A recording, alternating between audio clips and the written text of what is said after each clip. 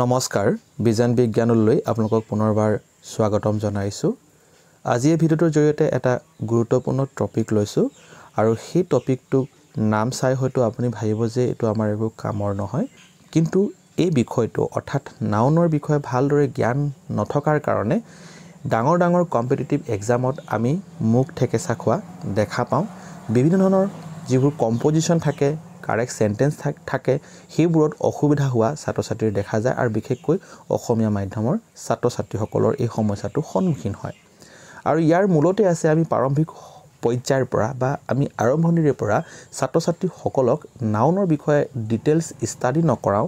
আমি নাউন মানে কি, নাউনৰ কেইটামান প্ৰকাৰ তেওঁলোকক মুখস্থ কৰাই আমি সামৰণি মাৰি দিওঁ। কিন্তু আজি এই ভিডিওটো যদি আপোনালোকে সম্পূৰ্ণৰূপে যদি চায় তেতিয়াহ'লে আপোনালোকৰ নাউনৰ যিটো কনফিউজন থাকে, ছাত্ৰ-ছাত্ৰী হওক বা অভিভাৱকৰ মাজত যিটো কনফিউজন থাকে, সেই কনফিউজনটোই নাইকিয়া হৈ যাব যদিহে ভিডিওটো সম্পূৰ্ণৰূপে চায়। গতিকে আশা কৰিছোঁ আপোনালোকে ভিডিওটো সম্পূৰ্ণৰূপে চাব। এটা নাউন মানে কি আমি হেতু প্ৰথমতে জানি ল'ব লাগিব। নাউনৰ সংজ্ঞা আমি এনে ধৰণৰ দিব পাৰো যে নাউনটো হৈছে a noun is a naming words, অৰ্থাৎ নাম বুজোৱা সকলোবোৰ শব্দই নাউন বুলি কয় বা বিশেষ্য বুলি কয়। আমি সকলোৱে এই কথা জানো। Name of a person, animal, place, things, idea is known as noun. গতিকে এই গোটেইখিনি অৰ্থাৎ এটা ব্যক্তিৰ নাম হ'ব পাৰে, জীৱ-জন্তুৰ নাম হ'ব পাৰে, ঠাইৰ নাম হ'ব পাৰে, বস্তুৰ নাম হ'ব পাৰে বা কিবা এটা আইডিয়াৰ নাম হ'ব পাৰে। এই গোটেইখিনিকে একেলগে আমি নাউন বুলি কওঁ। এতিয়া এই নাউনটো আমাৰ কিহৰ বাবে প্ৰয়োজন, নাউনটো শিকিলেনো আমাৰ কি লাভ হ'ব, সেই কথাটো অত্যন্ত গুৰুত্বপূৰ্ণ। প্ৰথম কথা হ'ল নাউন যদি আপুনি ভালদৰে জানে তেতিয়াহ'লে আপুনি সেন্টেন্স কম্পোজিশন কৰিব পাৰিব। নাউন যদি জানে আপুনি সেন্টেন্স কাৰেকশ্যনো কৰিব পাৰিব।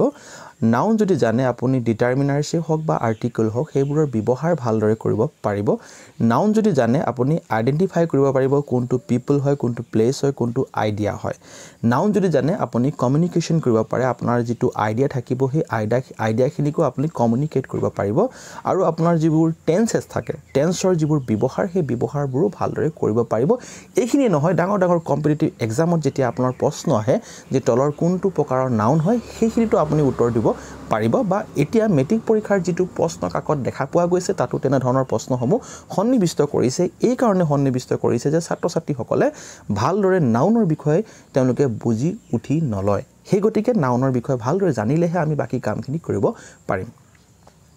এতিয়া প্ৰথমতে আমি এটা বস্তু চাই লওঁ যে সেইটো হৈছে ক্লাছিফিকেশ্যন অফ নাউন। নাউনৰ কিছুমান ক্লাছিফিকেশ্যন থাকে আৰু ক্লাছিফিকেশ্যন কৰোঁতে আমি ছাত্ৰ-ছাত্ৰীক এইটো কথা কৈ দিব নালাগে যে নাউনৰ প্ৰকাৰ 3টা বা নাউনৰ প্ৰকাৰ 4টা।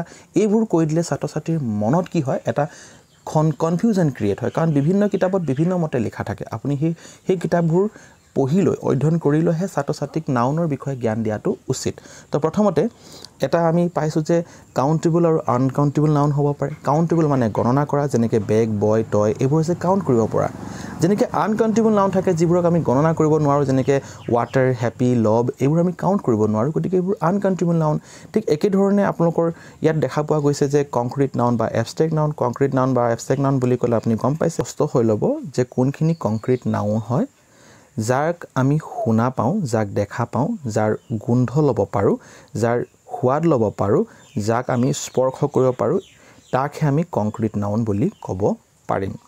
আৰু যাক নোৱাৰিম, তো এই গোটেইখিনি কি হ'ব, এবষ্ট্ৰেক্ট নাউন হ'ব। এবষ্ট্ৰেক্ট মানে হৈছে যাক আমি চিন্তা কৰোঁ, যিটো আমাৰ অনুভৱ হয়, সেই অনুভৱখিনিক, আমাৰ চিন্তাখিনিক আমি কি বুলি ক'ম, তাক আমি এবষ্ট্ৰেক্ট নাউন বুলি ক'ম। যেনেকৈ আমি বিউটি বুলি ক'লে আমি বিউটি দেখা নাপাওঁ, কিন্তু আমি তাৰ এটা আমি চিন্তা কৰোঁ, আমাৰ এটা মনৰ ভাৱনা হয় সেইটো। গতিকে এইকেইটা হৈছিলে এবষ্ট্ৰেক্ট নাউন আৰু কংক্ৰিট নাউনৰ পাৰ্থক্য। কংক্ৰিট নাউন বুলি ক'লে তাৰ কংক্ৰিট মানে যিটো বস্তু অলপ আগতে মই কৈ গ'লোঁ, কংক্ৰিট নাউন মানে কি হয়। গতিকে উদাহৰণস্বৰূপে বেগটোক আমি দেখা পাওঁ, চুবও পাৰোঁ, স্পৰ্শ কৰিব পাৰোঁ, তাৰ সোৱাদো ল'ব পাৰোঁ। বয়, ৱাটাৰ, এইবোৰ হৈছে কি কংক্ৰিট নাউন। কিন্তু এবষ্ট্ৰেক্ট নাউন মানে কি, যিবোৰক আমি ইতিমধ্যে ক'লোঁ মই দেখা নাপাওঁ, সোৱাদ ল'ব নোৱাৰোঁ বা আমি তাক পঞ্চ ইন্দ্ৰিয়ৰ জৰিয়তে তাৰ আমি অনুভৱ কৰিব নোৱাৰিম। গতিকে এবষ্ট্ৰেক্ট নাউনৰ কিছুমান উদাহৰণ হৈছে হেপী, বেভাৰী, ফ্ৰীডম, ঠিক আছে, এইবোৰ হৈছে এবষ্ট্ৰেক্ট নাউন। ঠিক একে ধৰণে আমি এনেকৈ ক'ব পাৰোঁ যে সিঙ্গুলাৰ নাউন বা প্লুৰেল নাউন সিঙ্গুলাৰ মানে একবচন বা প্লুৰেল বুলি ক'লে বহুবচন নাউন বুলি ক'ব পাৰোঁ বেগ ঠিক আছে যেনেকৈ বয় হ'লে একবচন আৰু প্লুৰেল বুলি ক'লে তাৰ বয়ছ হৈ যাবগে যেনেকৈ বেবি বেবিৰ প্লুৰেল ফৰ্ম বেবিজ চাইল্ডটো হৈছে সিঙ্গুলাৰ নাউন আৰু চিলড্ৰেনটো হৈছে প্লুৰেল ফৰ্ম তাৰ পিছত আকৌ আমি এনেকৈ ক'ব পাৰোঁ যে কমন নাউন বা প্ৰপাৰ নাউন কমন মানে হৈছে মানে গোটেই সম্প্ৰদায়টো বুজায় যেনেকৈ বয় বুলি ক'লে কোনোবা এজন পাৰ্টিকুলাৰ বয়ক কোৱা নাই তাৰমানে কোনোবা এজন বিশেষ ব্যক্তিক কোৱা নাই গতিকে সেইটো হৈছে কমন যেনেকৈ বয় হ'ব পাৰে গাৰ্ল হ'ব পাৰে মেন হ'ব পাৰে টিচাৰ হ'ব পাৰে এইবোৰ হৈছে কমন নাউন কিন্তু প্ৰপাৰ নাউন বুলি ক'লে আপোনালোকে বুজি পায়নে প্ৰপাৰ নাউনটো হৈছে নিৰ্দিষ্ট এজন ব্যক্তিক ক'ব যেনেকৈ ৰিদিক সীমা যাৰ মানে স্পষ্ট নাম থাকিব সেইটো হৈছে প্ৰপাৰ নাউন এইখিনি আমি সকলোৱে স্কুলত পঢ়ি আছোঁ তাৰপিছত আহিলেগে ইয়াত কিছুমান টাইপছ আছে যিবোৰক আমি কি কৰোঁ কংক্ৰিট নাউনেৰে আমি নামাকৰণ কৰি ল'ব পাৰোঁ যিবোৰক এবষ্ট্ৰেক্ট নাউন বুলি কয় যিবোৰ অলপ আগতে মই কৈ গ'লোঁ এবষ্ট্ৰেক্ট নাউনবোৰ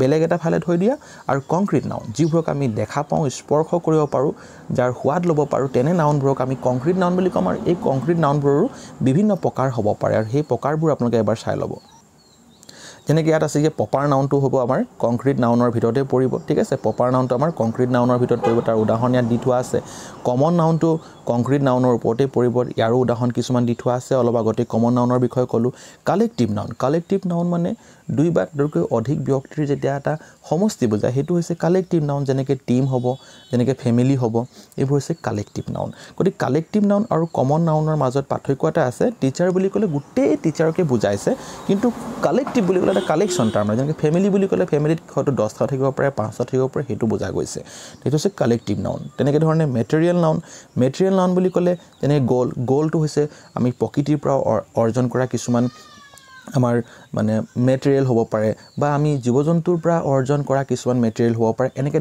বিভিন্ন প্ৰকাৰৰ কি হ'ব পাৰে মেটেৰিয়েল হ'ব পাৰে তাক আমি কি বুলি নামাকৰণ কৰি ল'ম মেটেৰিয়েল নাউন হিচাপে নামাকৰণ কৰি ল'ম ঠিক একেধৰণে আপোনালোকৰ আহিলে কম্পাউণ্ড নাউন হয়তো আপোনালোকে বহুতে এইটো গম পোৱা নাছিলে যে কম্পাউণ্ড নাউন বুলিও কিবা এটা নাউন আছে নেকি হয়তো বহুতে গম পায় কম্পাউণ্ড মানে দুটা শব্দ একেলগে লগ লাগি থাকিব যেনেকৈ ফুটবল যেনেকৈ ৰেইনকোট সন ইন লন এইবোৰ হৈছে কম্পাউণ্ড নাউন যেনেকৈ আইচক্ৰীম এইবোৰ হৈছে কম্পাউণ্ড নাউন তাৰপিছত কাউণ্টেবল নাউন অলপ আগতে ক'লোঁ যিবোৰ গণনা কৰিব পৰা যায় সেইবোৰ হৈছে কাউণ্টেবল নাউন আৰু আনকাউণ্টেবল নাউন যিবোৰ গণনা কৰিব নোৱাৰি ইয়াৰ উপৰিও এটা আমি বিশেষ নাউনৰ কথা ক'ব পাৰোঁ সেইটো হৈছে আপোনালোকে ইয়াত দেখা পাইছে স্ক্ৰীনত যিটো লিখা আছে পজিটিভ নাউনো কেতিয়াবা আমাক ক'ৰবাত কাৰেকশ্যন কৰিবলৈ দিয়ে সেইটো হৈছে ঋষিকাছ যেনিবা কাৰ এইটো হৈছে পজিটিভ নাউন তাৰমানে এই কাৰটো কাৰ হয় ঋষিকাৰ কাৰ হয় সেইটো মানে এটা পজেছ মানে নিজৰ অধীনত থকা বস্তু এটা তাৰমানে নিজৰ সম্পত্তি তাৰমানে সেইটো যেনেকৈ ডগছ টয় এইটো হৈছে পজিটিভ নাউন আৰু কেতিয়াবা এনেকুৱা ধৰণৰো আমি চেণ্টেঞ্চ দেখা পাওঁ যেনেকৈ ছিংগিং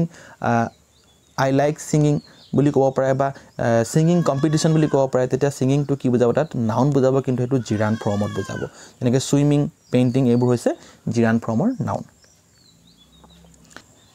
এতিয়া আপোনালোকক এটা কুৱেশ্যন দিয়া হৈছে এই কুৱেশ্যনটো আপোনালোকে ভালকৈ পঢ়ি লওক find out the nouns of the following sentences and write their names or type তো কুৱেশ্যনটো চাওক কেনেধৰণৰ আছিলে my name is Rahul my father is a teacher of Delhi public school My father's car is very beautiful. Ice cream is liked by me. এই sentence কেইটাত আপোনালোকে ভালদৰে যদি চাই আপোনালোকে নাউনবোৰ কি কৰি ল'ব পাৰিব এট হাইলাইট কৰি ল'ব পাৰিব ঠিক আছে নাউনবোৰ আপোনালোকে হাইলাইট কৰি ল'ব পাৰিব পঢ়াৰ পিছত আপোনালোকে তাহাঁতৰ নাউনবোৰ হাইলাইট কৰিব পাৰিলেও নহ'ব তাহাঁতৰ টাইপছখিনি ক'ব পাৰিব লাগিব কেনেধৰণৰ নাউন হয় সেইটো যদি ক'ব পাৰিছে তেতিয়াহ'লে আপুনি নাউনটো শিকিলে বা বুজিলে বুলি ক'ব পৰা যাব গতিকে মই ইয়াৰ উত্তৰটো দি দিছোঁ আপোনালোকে এবাৰ চাই ল'ব প্ৰপাৰ নাউন আছে ইয়াত ৰাহুল দিল্লী কমন নাউন আছিলে টিচাৰ কম্পাউণ্ড নাউন আছিলে আইচক্ৰীম আৰু পজিটিভ নাউন আছিলে ফাদাৰ্ছ কাৰ আৰু যদি কিবা আছে আপোনালোকে মোক কমেণ্ট বক্সত লিখি দিব পাৰে তেতিয়াহে মই বুজি পাম যে আপোনালোকে হয়তো ভিডিঅ'টো সম্পূৰ্ণৰূপে চালে আৰু কিবা এটা বুজি পালে যদি ভিডিঅ'টো ভাল পাইছে প্লিজ লাইক শ্বেয়াৰ কমেণ্ট এটা কৰি দিব আৰু ভিডিঅ' যদি সম্পূৰ্ণ চাইছে অশেষ ধন্যবাদ থেংক ইউ ফৰ ৱাচিং